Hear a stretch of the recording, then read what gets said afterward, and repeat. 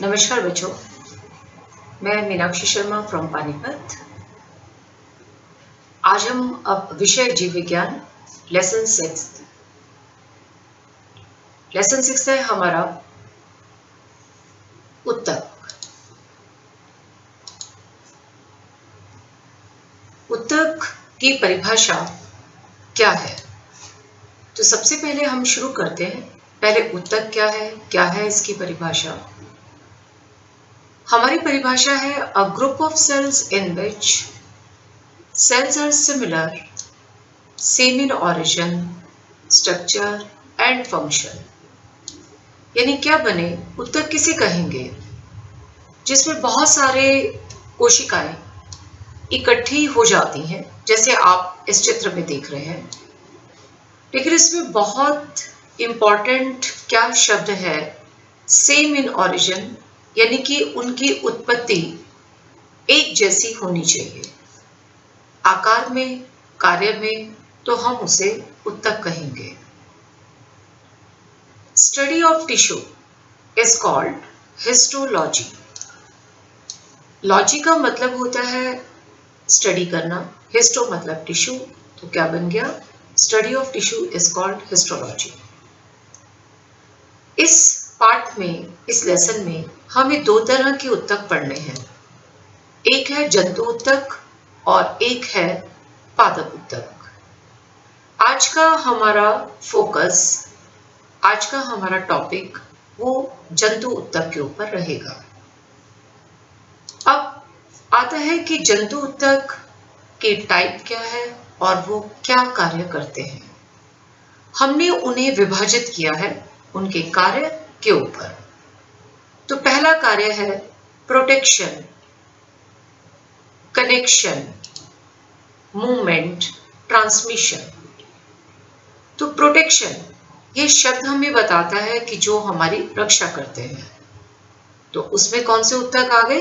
Epithelial tissue. दूसरा आता है कनेक्शन। कनेक्शन का मतलब क्या हो गया? हमारे पास आगे कनेक्टर, जो जोड़ने का कार्य करते हैं। तीसरा हमारे पास आता है मूवमेंट, जो हमारे चलने फिरने उठने में मदद करते हैं। तो ये हमारी मांसपेशियां हैं, तो इसमें हो गया मस्कुलर टिश्यू। और फिर आता है ट्रांसमिशन ऑफ सिग्नल्स। हमें यह सब चीजें कहाँ से पता चलती हैं? तो इस सिग्नल को देने वाले कौन है? हमारे नर्वस टिश्यू। तो हमारे पास यानी क्या कहेंगे हम कि एनिमल टिश्यू हमारे 4 तरह के हो गए, जंतु उत्तक 4 तरह के हो गए। एक एपिथेलियल, एक कनेक्टिव टिश्यू, एक मस्कुलर टिश्यू और एक नर्वस टिश्यू। अब हमें शुरुआत करते हैं, सबसे पहले एपिथेलियल टिश्यू से करते हैं, एपिथेलियल उत्तक से करते हैं। इस टिश्यू के स्पेशल फीचर्स, खास फीचर्स क्या हैं? It is the only tissue in which cells are always arranged in uniform layer। यानी यह सिर्फ अकेला एक ऐसा उत्तक है जिसमें कोशिकाएं एक जैसी सतह पर अपने आप का अरेंज करती हैं। यह एपिथेलियल शब्द की उत्पत्ति कहाँ से हुई? ये 2 शब्दों के जोड़ से बना है। एपी का मतलब होता है ऊपर और थीलियम का मतलब होता है ग्रो, यानी कि एक ऐसा उत्तक जो किसी दूसरे उत्तक के ऊपर बढ़ता है, ग्रो करता है, तो हम इसे कहते हैं एपिथेलियल टिश्यू कहते हैं। अब एपिथेलियल टिश्यू का अगर हम लोग चित्र के द्वारा देखें, तो अब आप ये देख रहे हैं कि इसमें प्रदर्शित किया जा रहा है कि जितनी भी कोशिकाएं जो इकट्ठी हो गई हैं, वो बहुत ही ज्यादा टाइटली पैक्ड है। उनके बीच में कोई भी जगह नहीं है। और फिर दूसरा, इसमें कोई ब्लड वेसल्स नहीं है, यानी कि कोई रक्त संचार नहीं है। तो एक तो हो गया टाइटली पैक्ड, एक हो गया कोई रक्त संचार नहीं। तो फिर यह अपना भोजन कहाँ से लेते हैं, ये बढ़ेंगे कैसे? तो they get their nutrition from underline connective tissue. यह अपना भोजन जिस कनेक्टिव टिश्यू जिसके जो इनके नीचे होता है, यह उनसे लेते हैं। दूसरा एक और इम्पॉर्टेंट पॉइंट, सभी एपिथेलियल टिश्यू के पास एक बेसमेंट मेम्ब्रेन होती है। This is the special feature of connective tissue. और बेसमेंट मेम्ब्रेन यहाँ पे आपको चित्र में जो प्रदर्शित की जा रही है वो यहाँ है, ये है बेसमेंट मेम्ब्रेन, जो इस एपिथेलियल टिश्यू का बहुत ही इम्पॉर्टेंट फीचर। तो हमारे पास क्या रहा, एक तो इसमें सारी कोशिकाएं बहुत टाइटली एक दूसरे के साथ जुड़ी हुई हैं, कोई ब्लड सप्लाई नहीं है, और उसके बाद बेसमेंट मेम्ब्रेन हो गई। फिर ये न्यूट्रिशन अपनी कहाँ से ले रहे हैं, फ्रॉम अंडरलाइन कनेक्टिव टिश्यू से ले रहे हैं। अब अगला है पॉइंट हमारे पास, ये कहाँ उपस्थित होते हैं, where is epithelial tissue present? तो क्या सिर्फ हमारी त्वचा पे? नहीं, इसके अलावा त्वचा तो है ही है, पर अकेली त्वचा नहीं, इसके अलावा कहाँ मिलेगा हमें, हमारे रेस्पिरेटरी सिस्टम यानी कि श्वसन तंत्र में, हमारे डाइजेस्टिव सिस्टम, हमारे पाचन तंत्र में, और हमारे उत्सर्जन तंत्र में एपिथेलियल ऊतक उपस्थित होता है। अब इन तंत्रों में यह एपिथेलियल टिश्यू किस तरह के कार्य करते हैं और कैसे होते हैं। तो अब हमारा टॉपिक रहेगा टाइप्स ऑफ एपिथेलियल टिश्यू। हमने इन्हें अलग अलग रूप में विभाजित किया। सबसे पहले हम इनको विभाजित करते हैं नंबर ऑफ सेल्स के ऊपर, यानी कितनी कितनी कोशिकाएं हैं और वो किस तरह से अरेंज है। क्या वो एक ही लेयर में अरेंज है, एक ही सतह पे है, क्या वो बहुत सारी लेयर्स बना रहे हैं। तो हमने उन्हीं के आधार पर इनको दो भागों में विभाजित किया है। सबसे पहले हमारे पास आता है जब एक ही सतह बन रही है, तो हमने इन्हें कहा सिंपल एपिथेलियल टिश्यू के नाम से बुलाया। अब आप इस चित्र में भी देख रहे हैं कि सारे की सारी देखो कितनी कोशिकाएं हैं, लेकिन इन्होंने एक ही लेयर बनाई है। दूसरा, अब आप ये देख रहे हैं कि बहुत सारी सतह बन रही हैं, जो आपको इस चित्र में प्रदर्शित हो रही हैं, कि इसमें बहुत सारी लेयर हो गई। तो जब बहुत सारे एपिथेलियल टिश्यू में जब बहुत सारी सतह आ जाएंगी, तो तब हम इस ऊतक के को क्या कहेंगे, स्ट्रेटिफाइड एपिथेलियल ऊतक के नाम से बुलाएंगे।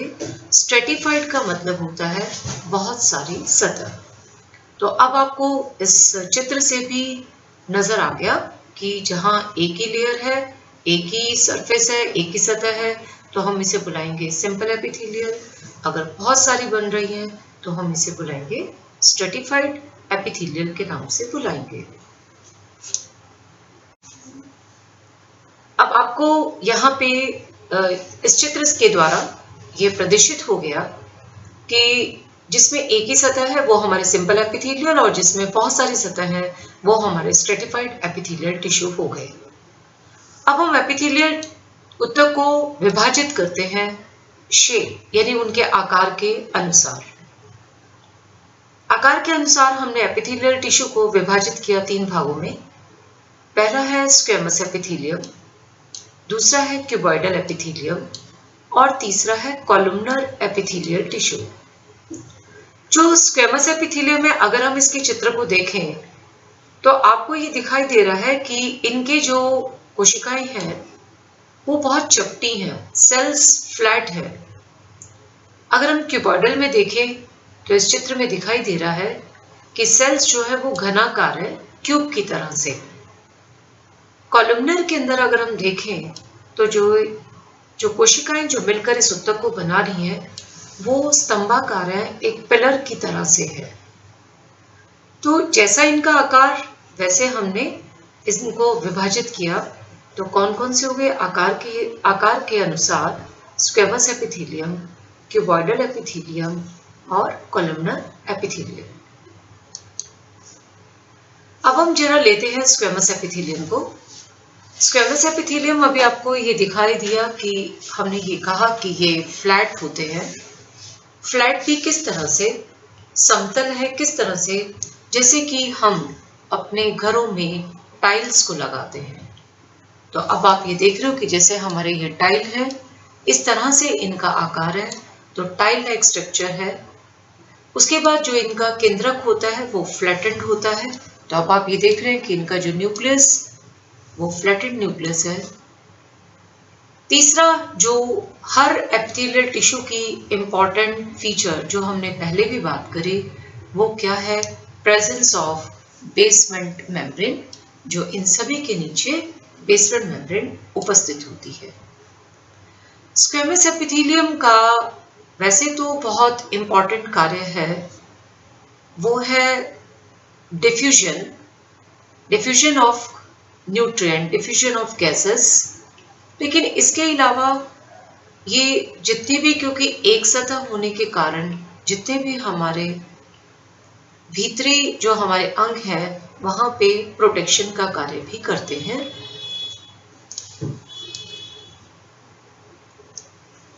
अब हम आते हैं दूसरा, क्यूबॉइडल एपिथेलियल। क्यूबॉइडल एपिथेलियल में सबसे पहले हमने जो प्रदर्शित किया है यूनिलेयर, यानी कि एक ही सतह है। सेल्स क्यूब लाइक, जिसे हम कहते हैं घनाकार। आप सभी ने बर्फ का, जो हम घर में बर्फ रेफ्रिजरेटर में अपनी जो बर्फ हम लोग जमाते हैं, आपने देखा होगा कि वो क्यूब लाइक है। बिल्कुल इसका आकार भी उसी तरह से घनाकार क्यूब लाइक है। न्यूक्लियस, केंद्रक इसका गोल है, राउंडेड न्यूक्लियस है। और फिर एक और इम्पॉर्टेंट फीचर जो हम बार बार कहेंगे, वो क्या प्रेजेंट है? Presence of basement membrane. अब हम नेक्स्ट आते हैं, अपना है कॉलमनर एपिथेलियम। कॉलमनर एपिथेलियम में हमने क्या बताया था पहले कि सेल्स आर पिलर लाइक। तो आपने देखा होगा कि जो हम स्तंभ बनाते हैं बिल्कुल वैसे ही यह है। तो इस उत्तक में जो हमारी कोशिकाएं हैं वो पिलर लाइक शेप में होती हैं। दूसरा यूनिलेयर, वो हम बता ही चुके हैं कि एक ही सतह होती है। तीसरा, इलोंगेटेड न्यूक्लियस। अभी तक हमने पहले क्या बात बताई थी कि सबसे पहले न्यूक्लियस हमारा फ्लैटेंड था स्क्वेमस में, राउंडेड न्यूक्लियस था क्यूबॉइडल में। लेकिन कॉलमनर में कैसा होता है? इलोंगेटेड न्यूक्लियस है। और कहाँ उपस्थित है? ये बेस की तरफ, नीचे की तरफ उपस्थित होता है। तो ये कुछ हमारे ऐसे पॉइंट्स हैं हम जो हमारी मदद करेंगे जब पेपर में, एग्जाम में अगर चित्र बने हुए हैं तो उन चित्रों से हम यह पहचान कर पाएंगे कि यह कौन सा उत्तक हमें क्वेश्चन की फॉर्म में पूछा जा रहा है। तो हमें उसके लिए इम्पॉर्टेंट पॉइंट हमारे लिए न्यूक्लियस का ही रहेगा, केंद्रक का ही रहेगा। और उसके बाद बेसमेंट मेम्ब्रेन तो होगी ही होगी, क्योंकि ये है ही इम्पॉर्टेंट फीचर है सभी एपिथेलियल टिश्यू का। तो नीचे क्या उपस्थित है? बेसमेंट मेम्ब्रेन उपस्थित है। तो अभी तक हमने क्या क्या पढ़ा? स्क्वेमस एपिथेलियल टिश्यू आकार के हिसाब से, उसके बाद हमारा क्यूबॉइडल एपिथेलियल, और तीसरा हमारा रहा कॉलमनर एपिथेलियल टिश्यू। अब आते हैं कि ये टिश्यू यानी कि ये उत्तक कार्य किस तरह से करते हैं, क्या कार्य करते हैं। हमने जब इनके आकार की चर्चाएं की थी तो आपको बताया था कि स्क्वेमस डिफ्यूजन का काम करता है। डिफ्यूजन की परिभाषा आप सभी जानते हैं, तो हम जरा उन्हीं चीजों का प्रयोग करते हुए, उसी परिभाषा का प्रयोग करते हुए स्क्वेमस एपिथेलियल टिश्यू के कार्य को जानने की कोशिश करते हैं। आपको ये चित्र प्रदर्शित कर रहा है कि जो स्क्वेमस एपिथेलियल है वो हमारे फेफड़ों में कहाँ पर होगा? जहाँ से ऑक्सीजन और कार्बन डाइऑक्साइड जो हम लेते हैं वो हमारे रक्त में जाते हैं। तो अब आप ये देख रहे हैं, इस चित्र में देख रहे हैं कि कैसे हमारे फेफड़ों से, हमारे लंग से एयर यानी कि ऑक्सीजन अंदर जा रही है और बाहर जा रही है। दूसरा, अब आप ये देख रहे हैं कि आपको जो ये ब्लू डॉट दिखाई दे रहे हैं, ये ऑक्सीजन के आपको अणु दिखाई दे रहे हैं, जो इस सतह से, जो यूनिलेयर सतह है, एक जैसी जो सिंगल लेयर है, वहां से आसानी से निकल पा रहे हैं। यानी कि movement of particle from higher concentration to low concentration is known as diffusion. तो अब आप देख रहे हो कि अगर यह सतह ज्यादा होती, बहुत सारी सतह होती, तो ये पार्टिकल्स वहां से नहीं निकल पाते। तो अब आपके सामने आ गया कि स्क्वेमस एपिथेलियल टिश्यू हमारे एल्वोली के अंदर, हमारे जो फेफड़े हैं, जहाँ से हम ऑक्सीजन को लेते हैं और छोड़ते हैं, कार्बन डाइऑक्साइड को छोड़ रहे हैं, ऑक्सीजन को ले रहे हैं, तो उनके डिफ्यूजन की प्रक्रिया करने में हमारे यह मदद करते हैं। लेकिन अब हम यहाँ देख रहे हैं दूसरी तरफ स्क्वेमस का एक और हम फॉर्म देखते हैं कि जहाँ ये देख रहे हैं कि बहुत सारी लेयर्स हैं, जिसे हम स्ट्रेटिफाइड का नाम दिया। तो हमारी जो त्वचा है वो स्ट्रेटिफाइड स्क्वेमस एपिथेलियल की होती है। कारण क्या है? क्योंकि सतह ने, हमारी त्वचा ने हमें प्रोटेक्ट करना है सभी तरह के सूक्ष्म जीवों से, बाहर के वातावरण से। तो इसीलिए यहाँ पे जितनी ज़्यादा इसमें लेयर्स होंगी, तो उतना हम अपने आप को बचा पाएंगे। तो स्किन में क्या रहा? स्ट्रेटिफाइड। और सिंपल स्क्वेमस कहाँ पे रहा? जहाँ से आसानी से diffusion of gases can takes place easily.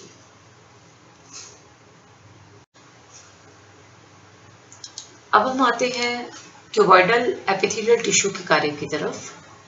Cuboidal epithelial हमारे उत्सर्जन तंत्र में पाए जाते हैं। उत्सर्जन तंत्र यानी हमारी किडनी, जिसे हम लोग कहते हैं हमारे गुर्दे।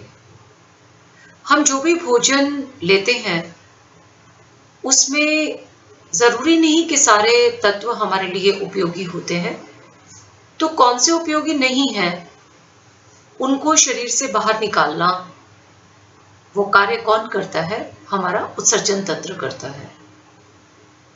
अब गुर्दे की, किडनी की जो मेन यूनिट होती है, उसे हम कहते हैं नेफ्रॉन। और नेफ्रॉन में आपको क्या मिलेगा? क्यूबॉइडल एपिथेलियल टिश्यू मिलेगा। तो क्यूबॉइडल एपिथेलियल टिश्यू का मेन कार्य क्या रहेगा? जो हमारे उत्सर्जन तंत्र में मिला, गुर्दे में मिला, नेफ्रॉन में मिला, तो यानी किसमें मदद करते हैं ये? Removal of waste from the blood, और यानी कि काम रहा मेन फिल्ट्रेशन का इनका काम रहा। अब हम आते हैं कॉलमनर। इसका कार्य क्या रहा? तो आपको बच्चों क्या दिखाई दे रहा है इस चित्र में? हाँ जी, इस चित्र में दिखाई दे रहा है कि हम भोजन ले रहे हैं, वो भोजन हमारा पाचन तंत्र में जा रहा है, हमारे स्टमक, पेट से होते हुए हमारी आंतों में जा रहा है। तो अब तो तुम्हें समझ आ गया होगा कि हमारा जो पाचन तंत्र है, पाचन तंत्र में कौन आ गया? हमारा स्टमक आ गया, हमारी आंत आ गई, छोटी आंत, बड़ी आंत। उनमें कौन उपस्थित होगा? उनमें उपस्थित होगा कॉलमनर एपिथेलियल टिश्यू होगा। अब ये कार्य क्या करता है? उपस्थिति तो हमने बता दी, पर कार्य क्या करेगा? इनका वहां जाके कार्य होता है कि जो भी हम भोजन ले रहे हैं उसमें जितने भी पदार्थ उपयोगी हैं, उन उपयोगी पदार्थ को अवशोषित करना और अवशोषित करके रक्त को देना, ताकि रक्त हमारे अलग अलग कोशिकाओं को, ऊतक को, उनको दे सके, और फिर वह हमारे अलग अलग रूप में कार्य करते हैं। कहीं पे ग्रोथ में, वृद्धि में, कहीं पे हमें ऊर्जा देने में यह कार्य कर रहे हैं। तो यानी क्या रहा कॉलमनर एपिथेलियल का फंक्शन? उनका कार्य क्या रहा? Absorption of food material. तो कहाँ रहा मेन? कहाँ इनकी लोकेशन रही? तो इनकी लोकेशन रही हमारा डाइजेस्टिव सिस्टम में। डाइजेस्टिव सिस्टम यानी कौन रहा? स्टमक, स्मॉल इंटेस्टाइन और हमारी लार्ज इंटेस्टाइन। कॉलमनर एपिथेलियल के कार्य के बाद अब हम आते हैं, अब सब पूरे एपिथेलियल टिश्यू की जरा कार्यविधि समझ लें। तो क्या है कार्यविधि? हाँ जी, तो त्वचा में क्या रहा? स्ट्रेटिफाइड। तो त्वचा का काम क्या रहेगा? Yes, protection. उसके बाद हमारे उत्सर्जन तंत्र, किडनी, उसमें कौन रहा? क्यूबॉइडल। हाँ जी, नेक्स्ट हमारा लंग्स, इसमें क्या रहेगा? Diffusion, squamous tissue. Stomach, intestine, यानी क्या रहा हमारा? पाचन तंत्र, उसमें कौन रहा? Columnar tissue. तो आपको इस चित्र से बिल्कुल यह प्रदर्शित हो रहा है कि हमारे कौन कौन से तंत्र में कौन कौन एपिथेलियल टिश्यू कहाँ कहाँ उपस्थित होता है। तो अब ये बात हमें समझ आ गई कि एपिथेलियल टिश्यू अकेला त्वचा में नहीं है, तो हमारे कहाँ कहाँ मिलेगा?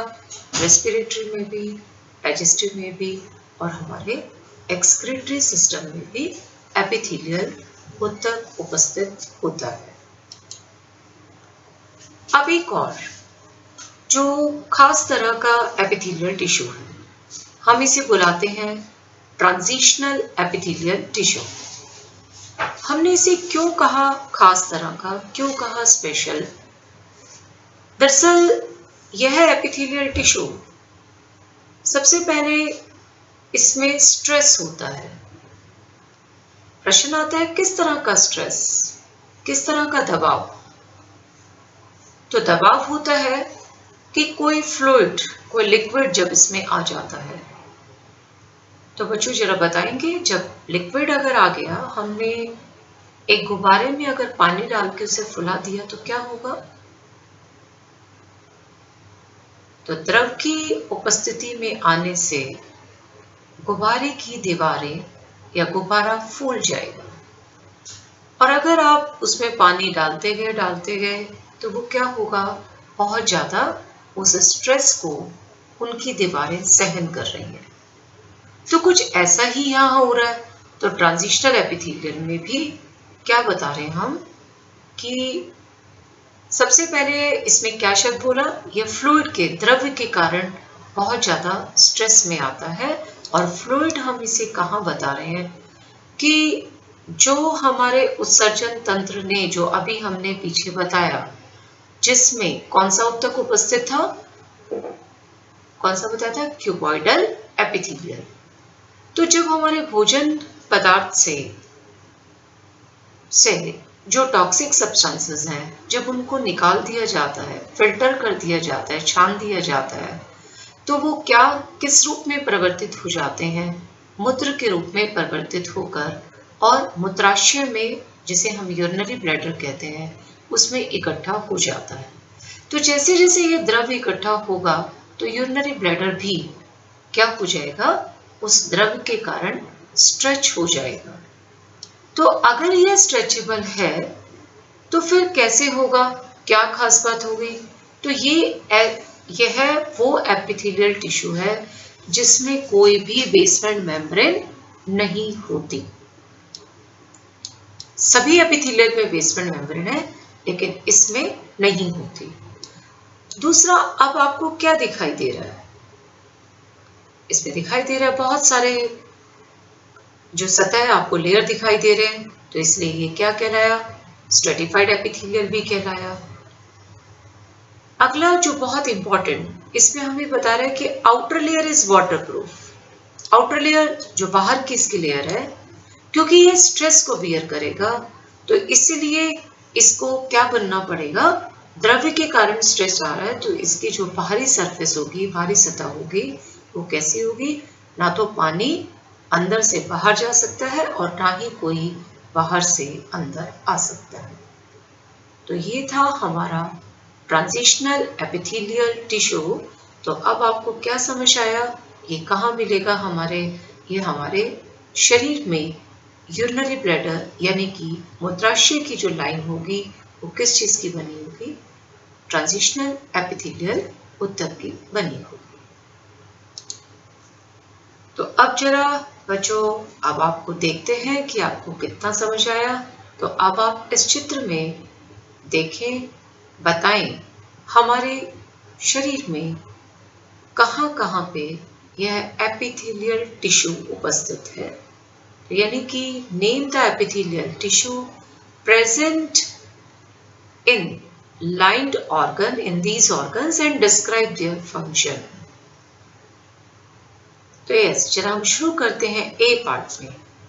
तो ए पार्ट हमें दर्शा रहा है क्या चीज? हमारी स्किन, हमारी त्वचा को। तो कौन सा हो गया यहाँ पे? कौन सा उत्तक रहा? Yes, stratified epithelial tissue. Second, अब हम आते हैं बी। बी पार्ट हमारी किस चीज को दर्शा रहा है? हमारे एल्वोली, हमारे फेफड़े, हमारे लंग्स। तो कौन हो गया? स्क्वेमस एपिथेलियल, क्योंकि यहाँ पे ब्लड कैपिलरीज हैं, उनकी लाइनिंग है जहाँ पे आसानी से डिफ्यूजन हो जाएगा। तो कौन होगा? Squamous epithelial. अब हमारा सी पार्ट ये प्रदर्शित कर रहा है हमारे किडनी को, और किडनी यानी कि हमारा उत्सर्जन तंत्र, जहां पे कौन होगा? Cuboidal epithelial tissue. हमारा डी पार्ट ये हमारी छोटी आंत बड़ी आंत को दिखा रहा है। तो यहाँ पे कौन होगा? Columnar epithelial tissue. तो अब आपको इस चित्र का भी से आप देखकर बहुत आसानी से ये बता पा रहे हैं कि कहाँ कहाँ पे एपिथेलियल टिश्यू उपस्थित है और उसके क्या कार्य हैं। Thank you.